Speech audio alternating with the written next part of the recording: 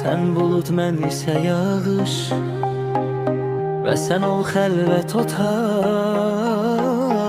Mən gəlim qarış-qarış, otağına mehman olum. Sənə belə qurban olum, sənə belə qurban olum, sənə belə qurban olum. Gel yağım izlerinden, süzülüp gözlerinden, sene sessiz sarılır, karışım sözlerinden. Ruhundan eysan olup, sene bile